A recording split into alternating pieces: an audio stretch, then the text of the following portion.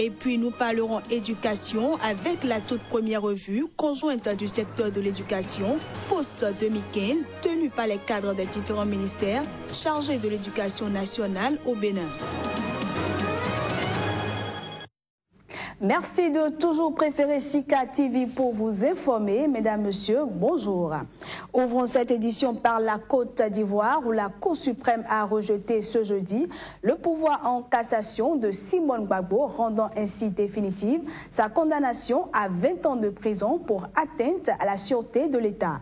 L'annonce a été faite ce jeudi par un de ses avocats. Simone Gbagbo, épouse de l'ancien président Laurent Gbagbo et actuellement incarcérée à Abidjan, a été condamnée le 10 mars 2015 à 20 ans de réclusion pour attentat à la sûreté de l'État. Un verdict lourd car il doublait les réquisitions du parquet général, soit 10 ans de prison. Elle était jugée avec 78 co-accusés pour leur rôle dans la crise causée par le refus de l'ex-président Laurent Gbagbo de reconnaître la victoire d'Alassane Ouattara à la présidentielle de novembre 2010. Les violences qui ont marqué la crise post-électorale de 2010-2011 ont fait plus de 3000 morts en 5 mois. Le procès de Simone Gbagbo va bel et bien s'ouvrir le 31 mai, a rassuré son avocat. Dans le même temps, Michel Gbagbo, fils de l'ex-président, avait lui été condamné à 5 ans d'emprisonnement. Toujours en Côte d'Ivoire, des affrontements ont éclaté ce jeudi sans flets de blessés entre policiers et étudiants à l'université Félix Houphouët-Boigny d'Abidjan. Plusieurs dizaines de policiers à bord d'un bus ont dispersé à coups de gaz lacrymogène un rassemblement d'étudiants qui préparaient un meeting. Les étudiants ont réagi en jetant des pierres. Le 14 avril, une manifestation d'étudiants avait secoué l'université Félix Houphouët-Boigny d'Abidjan, paralysant les cours pendant une semaine dans la plus importante institution du pays. Les étudiants protestaient contre une décision d'évacuer les résidences universitaires dont la rénovation permettra d'accueillir les athlètes des Jeux de la francophonie en 2017. Au Niger, les élections locales prévues pour ce mois de mai 2016 sont reportées au 8 janvier 2017. Ceci pour 2 raisons. D'abord, l'État qui ne dispose pas de ressources financières pour l'organisation, mais aussi les acteurs politiques qui ne sont pas prêts. La Commission électorale nationale indépendante CENI s'attelle à la bonne organisation du scrutin avec toutes les corrections des erreurs des dernières élections générales. Voici les explications du vice-président de la CENI du Niger. Les élections locales auraient dû avoir lieu le 9 mai dernier, mais compte tenu du fait que les acteurs n'étaient pas prêts et pour certaines contraintes de calendrier, notamment d'organisation, les mandats des élus locaux ont été prorogés de 6 mois. Entre-temps est intervenue une loi modifiant la loi sur les collectivités territoriales pour prévoir la possibilité d'un renouvellement. Donc, profitant de tout ça, la CENI a adopté un nouveau chronogramme des élections locales à sa dernière plénière. Et les élections locales vont, Inch'Allah, avoir lieu le 8 janvier 2017. Vous savez, même au 2e tour, on a pris les dispositions pour corriger les dysfonctionnements dont vous parlez. Et tout ça, nous capitalisons l'expérience vécue et nous essaierons de corriger la prochaine fois pour que les élections locales, bien que complexes, soient parfaites. Nous sommes conscients qu'il faut bien corriger les erreurs du passé. Bien entendu, tout se déroule normalement puisque à la dernière préliminaire, l'ensemble des membres de la CENI étaient là et c'est en leur présence que le chronogramme a été adopté par consensus. Donc on peut dire qu'aujourd'hui, la sérénité est retrouvée. Aux Comores, le nouveau président, le colonel Azali Assoumani, élu au terme d'une élection très serrée, s'est présenté en rassembleur lors de sa prestation de serment ce jeudi au stade de Moroni. Il a cité parmi ses priorités l'accès à l'eau, l'électricité et des prix abordables pour les produits de première nécessité dans le petit petit archipel de l'océan Indien. Lors de son discours d'investiture, le colonel Assoumani a qualifié de crimes horribles les récentes tensions sur l'île française voisine de Mayotte. Pour rappel, selon les résultats définitifs, le colonel Azali Assoumani a obtenu 41,43% des voix contre 39,66% pour le candidat du pouvoir sortant, le vice-président Mohamed Ali Souaili, dit Mamadou. Ainsi, l'officier âgé aujourd'hui de 57 ans retrouve le palais présidentiel de Beit Salam après l'avoir occupé de 1999 à 2006. En République démocratique du Congo, lors de manifestations hostiles au président Joseph Kabila, qui avait été interdites par les autorités locales, une policière et un manifestant ont été tués ce jeudi à Goma, dans l'est du pays. Interrogés, des responsables de la police ont démenti ces informations, affirmant qu'aucun agent de la police n'avait péri à Goma et que le civil tué était un pillard. 3 coalitions d'opposants avaient appelé la population à descendre dans la rue sur le territoire de la République démocratique du Congo pour exiger la tenue d'une présidentielle avant le terme du mandat de Joseph Kabila le 19 décembre. Les manifestants entendaient également dénoncer un récent arrêt de la Cour constitutionnelle autorisant le chef de l'État à se maintenir en fonction si l'élection n'est pas organisée d'ici là, comme cela semble chaque jour un peu plus certain. Ce journal se poursuit au Zimbabwe en raison de la surpopulation dans les prisons du pays. 2000 détenus ont été amnistiés. Une décision prise par le président Robert Mugabe pour désengorger les prisons du pays. Les détails. Le Zimbabwe a accordé l'amnistie à 2000 détenus en raison de la surpopulation dans les prisons du pays. C'est ce qu'a rapporté ce jeudi la presse d'État. Ainsi, tous les détenus de moins de 18 ans et toutes les femmes, à l'exception de 2 prisonnières condamnées à la perpétuité, ont été libérées. L'amnistie a aussi été accordée aux prisonniers en phase terminale et à ceux condamnés à moins de 3 ans de prison et qui ont purgé au moins un quart de leur peine. Mais elle ne s'applique pas aux prisonniers condamnés pour meurtre, trahison, viol ou encore vol à main armée.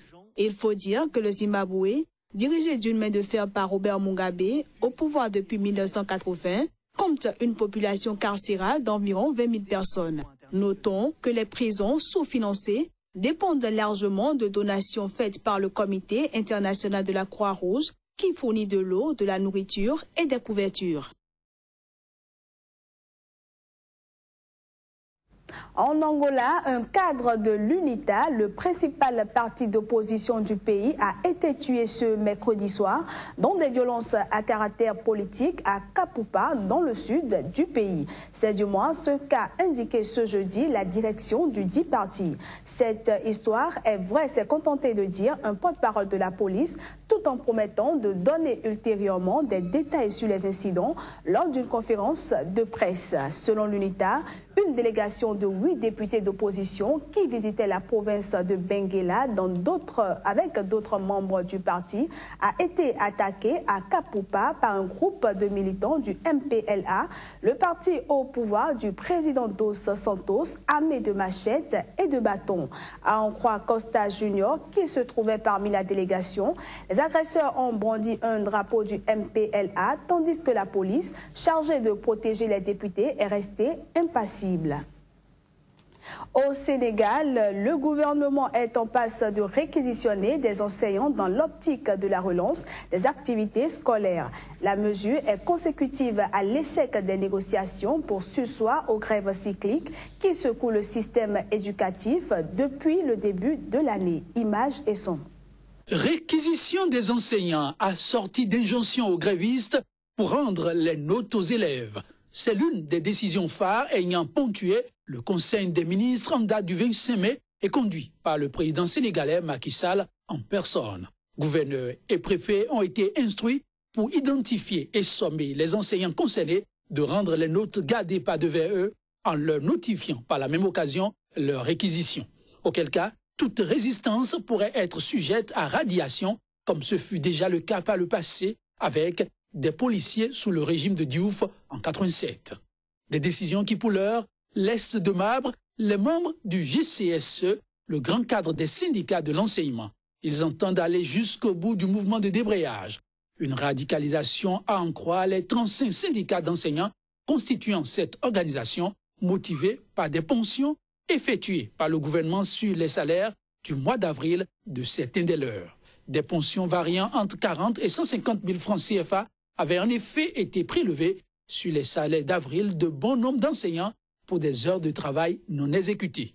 Une mesure qui, pour le grand cadre, n'est qu'un prétexte. À couteau tiré avec le gouvernement, il n'entend pas lâcher du lest, sauf application stricte du protocole d'accord signé avec son employeur, le gouvernement, il y a de cela 1 an.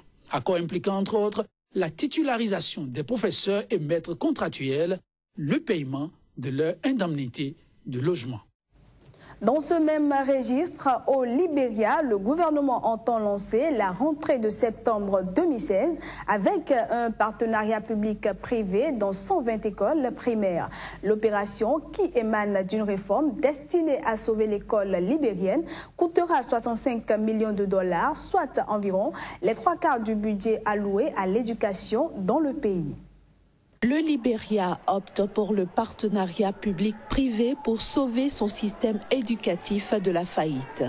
D'un coût global de 65 millions de dollars, soit environ 3/4 du budget de l'éducation, ce partenariat sera mis en œuvre à la rentrée de septembre dans 120 écoles par une dizaine d'entreprises spécialisées dans l'éducation, dont la chaîne Bridge International Academies, présente notamment au Kenya, en Ouganda et au Nigeria. Nous sommes ici pour travailler avec les parents pour leur rappeler que leur enfant est capable de lire. Pour l'instant, ce n'est pas le cas. L'école a échoué. Ce n'est pas la faute de l'enfant s'il ne sait pas lire. C'est la faute de l'école qui n'a pas réussi à lui apprendre. Nous devrions être fiers de notre ministère. Ce ministère et ce président veulent juste dire « ça suffit ». Assumons nos erreurs et allons de l'avant. Aller de l'avant, mais surtout donner à l'école un visage nouveau dans un pays où plus de 2/3 des enfants en âge d'être scolarisés ne vont pas en classe et qui compte 15 000 instituteurs pour 675 000 élèves âgés de 6 à 11 ans. La réforme passera par des cours magistraux dispensés à l'aide d'une tablette numérique pouvant aider à s'assurer que le programme est suivi tout en contrôlant l'absentéisme et les résultats des élèves. Une méthode fortement décriée par le syndicat national des enseignants du Libéria qui dénonce une privatisation rampante pouvant nuire davantage aux apprenants et à leurs parents.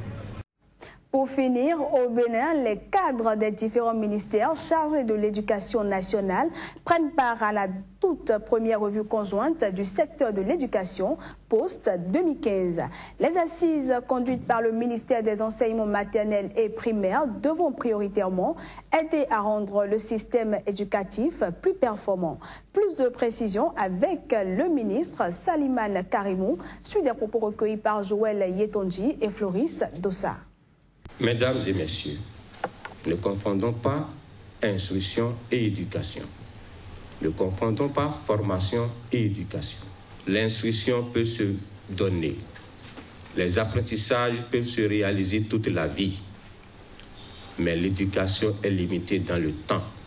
Le préscolaire doit devenir notre préoccupation.